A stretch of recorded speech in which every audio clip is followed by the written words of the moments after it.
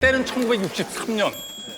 사실은 이 아빠도 음악을 하는 게 꿈이었어요. 아, 본인의 꿈이 있었고. 친구들끼리 밴드를 결성해서 뭐 가끔 연주하기도 했는데 그렇죠. 현실은 그렇지 못해서 애가 9명. 그러던 어느 날 애들이 뭐 기타를 갖고 노는 거예요. 아빠 물건에 손을 대? 그러고 화를 냈어요. 화를 냈는데 가만히 보니까 야, 이게 애들이 노는 게 심상치가 않아. 잘만 다듬으면 대박이겠는데? 와, 진짜? 이 생각을 한 거예요. 60년대에 미국에서 흑인들이 풍족하게 살아간다는 건 정말 어려운 일이거든요, 이건. 방법은 딱 두 가지밖에 없을 거예요. 스포츠 선수가 되거나 아니면 연예계로 나오는 거예요. 그런데 아빠 눈에 이제 애들의 음악적인 재능이 보인 거예요. 네. 그룹을 뚝딱 만드는 거예요. 아빠가 결국 한 방을 터뜨린 거예요. 오, 터뜨렸어요, 어떻게? 무려 모타운에 들어가게 된 거예요. 모타운이 뭐예요, 모타운? 모타운은 흑인 음악을 대중화시킨 이제 소속사라고 알고 계시면 될 것 같은데, 진짜 우리가 아는 가수들이 대부분 흑인 가수들은 다 모타운이에요. 다 모타운 출신이죠. 바로 이 엄청난 곳에 아빠는 이제 공식 매니저가 됐고 아이들은 모타운 소속 가수가 됐어요. 대단하다, 그 어린 나이.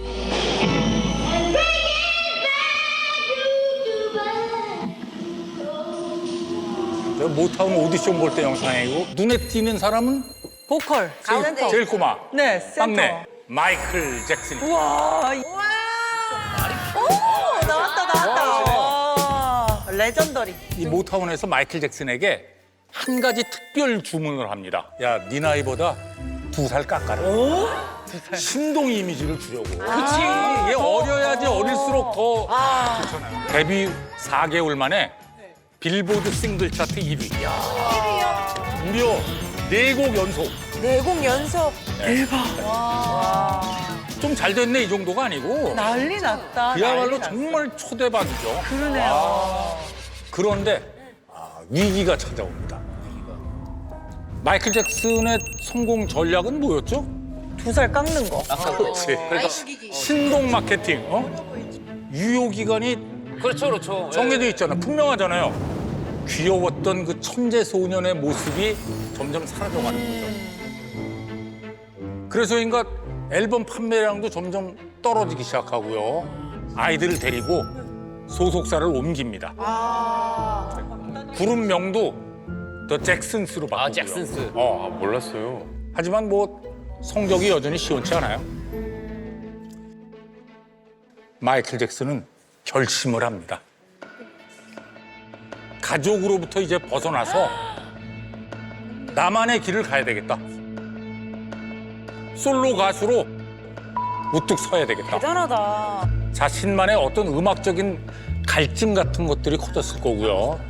점점 아빠가 시키는 대로 하기가 싫었던 거예요. 그렇죠. 자, 아무튼 마이클 잭슨은 아빠를 해고했어요. 그리고 전담 변호사를 고용을 합니다. 변호사까지? 그리고 그동안 이 일적으로 아빠가 잘못했던 내용들을 하나하나 작성해가지고 건네줍니다, 아빠에게. 오. 자, 아빠를 손절한 마이클 잭슨은 의지를 막 활활 불태우면서 자신의 다짐을 꾹꾹 눌러 씁니다. 나는 완전히 다른 사람이 되어야 한다. 더 이상 날 ABC를 부른 어린아이로 기억하게 해선 안 된다. 옛날에 나를 완전 지워버리고 싶은 마음이네. 그렇죠. 어른이 돼서 첫 솔로 앨범이 나옵니다. 이게 그거예요? Off the Wall.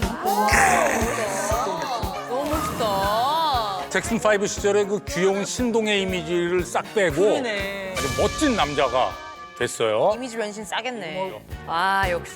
그리고 마이클 잭슨이 이 앨범으로 역대 흑인 아티스트 중에서 가장 많은 앨범을 판 가수가 됩니다. 그 잭슨 5 때 기록도 갈아치웠어요? 그럼요. 상대가 안 되죠. 2천만 장 넘게 아마 누적 판매량이 오를 거예요.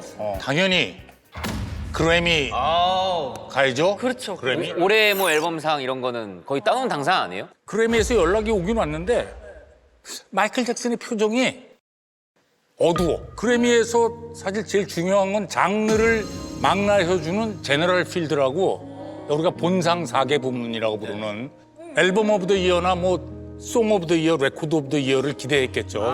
이게 앨범이 엄청 팔렸으니까.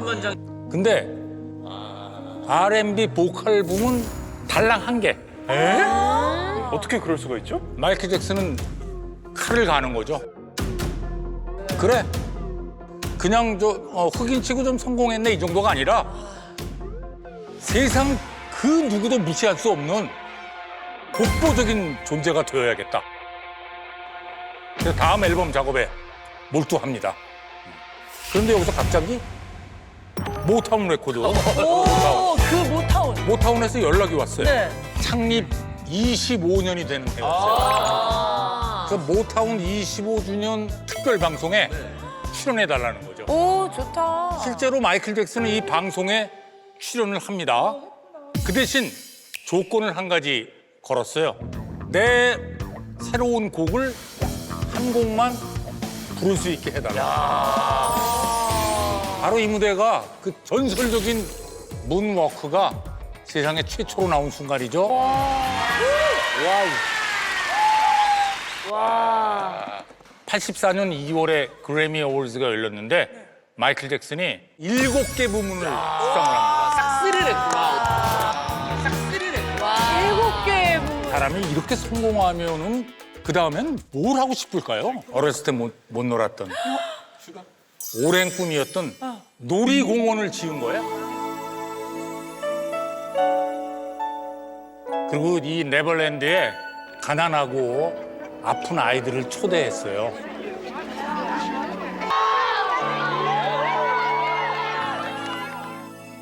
그래서 그냥 여기서 마음껏 놀고 가라. 어머, 어떡해.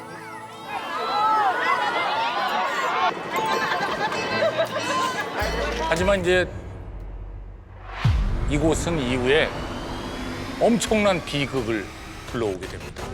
불행이 이제 서서히 찾아오기 시작하는데 어느 날 아빠가 다급히 찾아왔어요. 너만 잘 나가지 말고 우리도 돈 좀 벌자. 아빠가 꺼낸 이야기는 다름 아닌 형제들하고 함께 광고를 찍자는 얘기였어요. 잭슨스는 계속 활동하고 있었거든요. 근데 뭐 인기가 거의 바닥이었고 그러니까 이제 마이클 잭슨을 닥달을 한 거죠. 근데 마이클 잭슨은 광고를 찍고 싶지 않았어요. 그리고 당시에는 상업 광고에 나오면 이건 진정한 뮤지션이 아니지. 근데 얼마를 받길래 아버지까지 찾아왔었던 거예요, 그게? 지금 가치로는 150억 원 정도라고 그래요. 150억 원 정도라고 그래요. 선택의 순간이 왔습니다.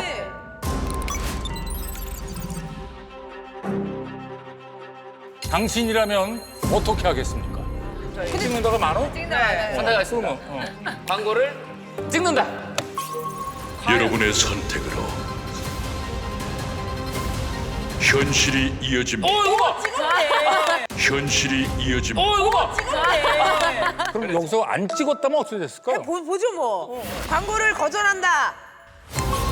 안 찍었으면. 여러분의 선택으로 마이클 잭슨이 여전히 살아 있습니다. 살아 있습니다. 어쩌면 지금까지 살아있을 수도 있다는 거죠? 광고를 찍어서 어떤 화를 불렀나 보네. 그런가 봐. 웬일이야. 자, 우선 마이클 잭슨은 광고를 찍습니다. 자, 당시의 광고 촬영 현장을 보시죠. 궁금해요.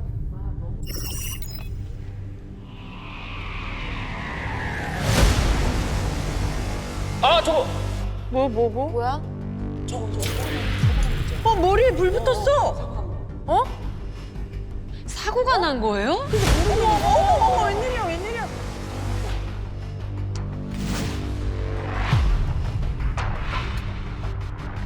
화재 사건이 없었다면 마이클 잭슨은 저는 아직까지 살아있을 거라고 생각해요. 머리에 화상을 입었죠. 그걸 가리기 위해서 모발 이식 수술, 그리고 그 수술 과정에서 참기 어려운 고통을 이기기 위해서 강한 진통제를 먹기 시작했죠. 그 화상이 또 백반증을 또 가속시켰다라는 분석도 있고요. 그래서 만약에 그 화재 사고가 없었다면 마이클 잭슨은 지금까지도 살아서 좋은 음악을 들려주고 있지 않을까라는 생각도 해봅니다. 비약이 좀 지나치다고 생각될 수도 있습니다만 어쨌든 화상을 입지 않았다면 달라졌을 수 있고. 예, 달라졌을 수 있죠. 과학적으로, 의학적으로 확실한지는 모르겠습니다만 저 사고 난 뒤에 이 병의 증세가 좀 심해졌다고 그래요. 사건 이후에 이 저 앨범 표지만 봐도 큰 변화가 있습니다. 피부색이 일단 다르죠. 그렇죠. 이 백반증 피부색이 뚜렷한 사람들에게는 이게 확연히 드러나니까요. 그래서 이 이후로 마이클 잭슨은 늘 긴 팔, 또 긴 바지를 입었고요. 그다음에 우산을 쓰고 다녔어요. 어머나, 너무 괴로웠겠다. 진짜. 마이클 잭슨이 백인이 되고 싶다. 그래서 그런 저렇게 루머가 수술을 있었죠. 했다라는 루머들도 있었거든요. 사람들이 오해를 했구나, 많이. 마이클 잭슨이 가장 좋아했던 그 휴식처였던 네버랜드도 문제가 됩니다. 왜요?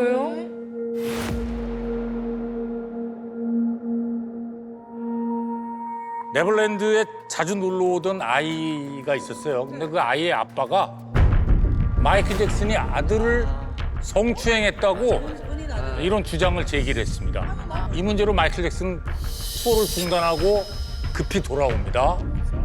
수사가 시작이 됐는데 와, 이건 알몸 수색도 당했고 뭐 온갖 수사가 진행됐다고 그래요.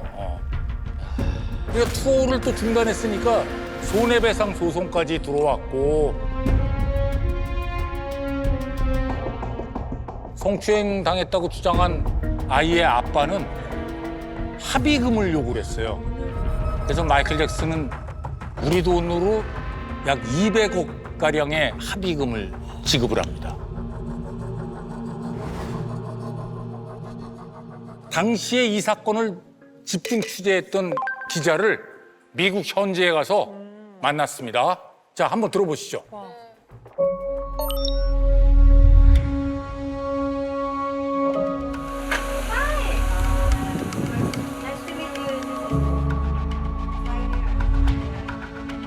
I thought that Michael Jackson was guilty because of that huge settlement that he made with Jordy Chandler in 1993. Why would you give $25 million to someone and their family? Later, after the trial, I interviewed Michael Jackson's manager and I asked him about this. You know, why would he have given all this money to this kid? Why would he do that? And the answer was, we told him to give this money. 와. In the early 90s, Michael Jackson was at the height of his career. Just give the money, because you're gonna make $1 billion. What's $25 million to you? Nothing. 25 million is like a quarter to you. It's chump change. He was a money machine for the managers, the agents, and everybody else around him. So he got ill advice from his people. Stupid. 마이클 잭슨은 이 오해를 풀기 위해서 한 다큐멘터리에 출연을 합니다. 대단한 용기다. I'm gonna build a water park on the other side of this mountain. 그런데 사실은 이 다큐멘터리 때문에 또 한 번의 아동 성추행 혐의에 휘말리게 되죠. It wasn't until the Martin Bashir documentary aired and people saw Gavin Arvizo holding hands with Michael Jackson, claiming they were sleeping in the same bed together.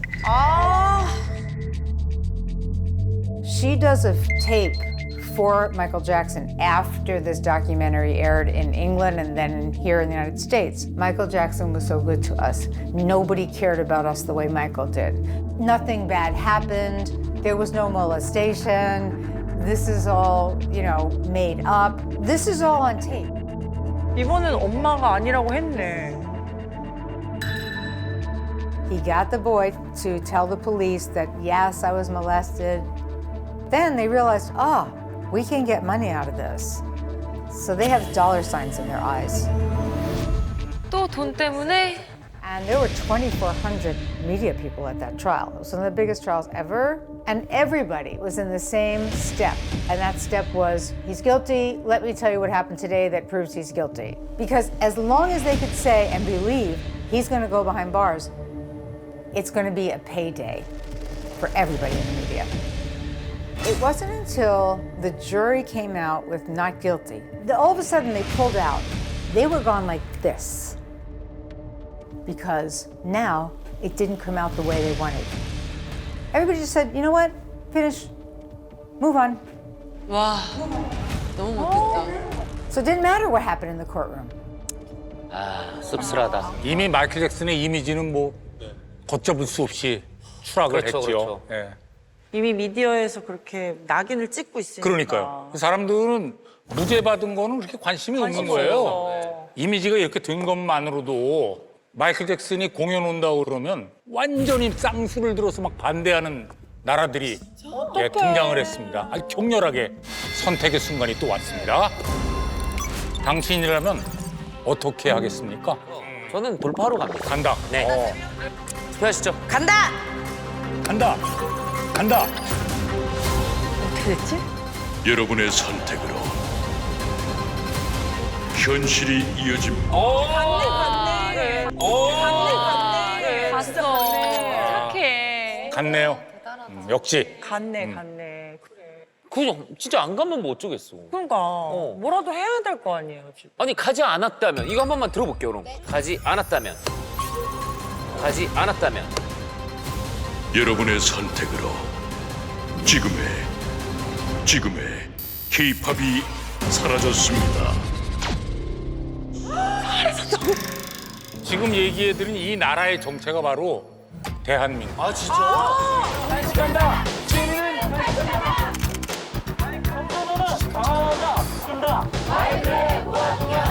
청소년을 가지 맙시다. 난 마이클 잭슨의 그 첫 내한 공연, 그 두 번째 공연이 한국 공연사에 기념비적인 전환점을 마련했다고 저는 봅니다. 일단 등장하는 게 달랐어. 밑에서 솟아 올랐다니까?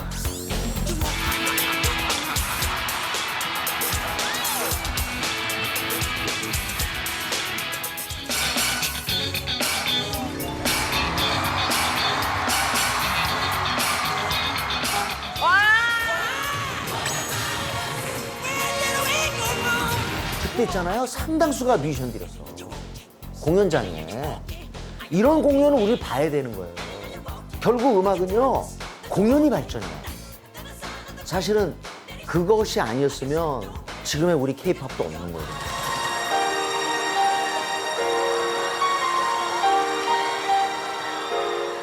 And I promise that on that day, I will be in Seoul 그날이 again, 오면. one of the greatest human triumphs of all time. I love you so much. 마이클 잭슨은 평화를 꿈꾸는 그런 어떻게 보면 어린아이 같은 피터팬 같기도 하고요.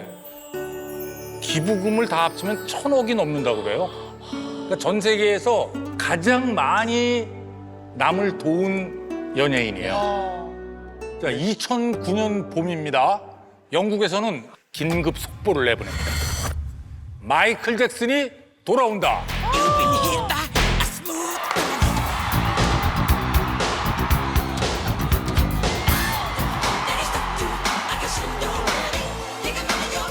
This is it. I mean, this is really it. This is the final curtain call. Okay? And I'll see you in July.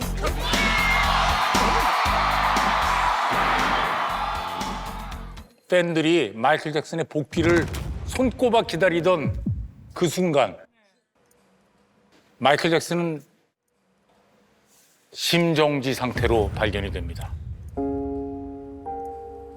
I need an ambulance as soon as possible, sir. A gentleman here that needs help and he's not breathing.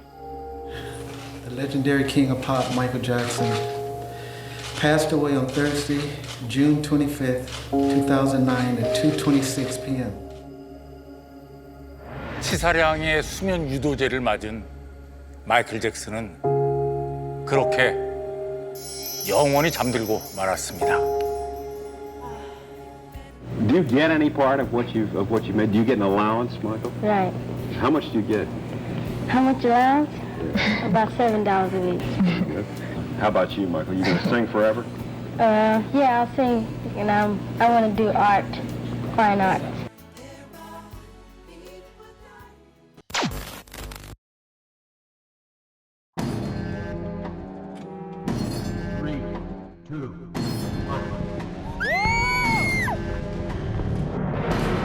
그런데 뭐야? 왜 저거래? 진짜? 핵폭탄이 또 터진 데가 있어요? 멈췄어야 되는 거 아니야? 무조건 해요. 정신 똑바로 바뀌었으면 선택 잘해야 돼. 인류를 걸고 도박을 할 것인가?